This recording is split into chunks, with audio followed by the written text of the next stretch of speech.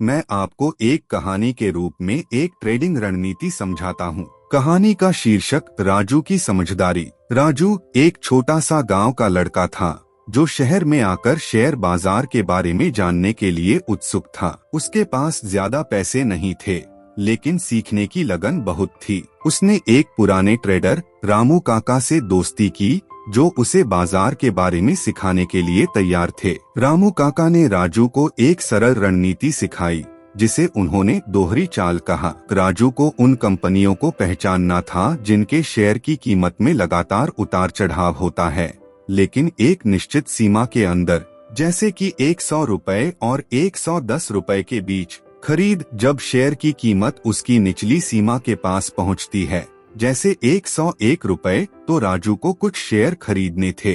बेचना जब शेयर की कीमत उसकी ऊपरी सीमा के पास पहुंचती है, जैसे 109 रुपए, तो राजू को उन शेयरों को बेच देना था। स्टॉप लॉस यदि शेयर की कीमत उसकी निचली सीमा से नीचे गिरती है, जैसे 98 रुपए, तो राजू को नुकसान कम करने के लिए तुरंत शेयर बेच देने थे।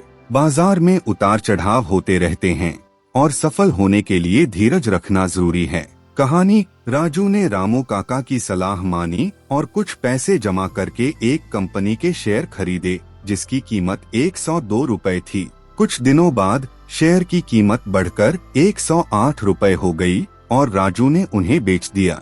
उसे अच्छा मुनाफा हुआ, लेकिन एक बार राजू ने एक कंपनी के शेयर खरीदे और उसकी कीमत अचानक गिर गई। राजू घबरा गया, लेकिन रामू काका की याद दिलाते हुए उसने तुरंत स्टॉप लॉस लगाया और नुकसान कम किया। धीरे धीरे राजू ने दोहरी चाल रणनीति में महारत हासिल कर ली। उसने धैर्य रखा, स्टॉप लॉस का पालन किया और धीरे धीरे अपने पैसे बढ़ाए। सीख।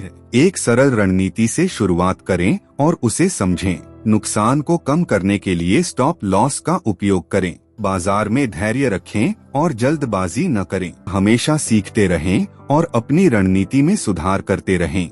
यह कहानी केवल एक उदाहरण है और ट्रेडिंग में कोई गारंटी नहीं है। शेयर बाजार में निवेश जोखिम भरा होता है और आपको अपनी जोखिम सहनशीलता और वित्तीय स्थिति के अनुसार निवेश करना चाहिए। किसी भी निवेश निर्णय लेने से पहले वित्तीय सलाहकार से सलाह लें।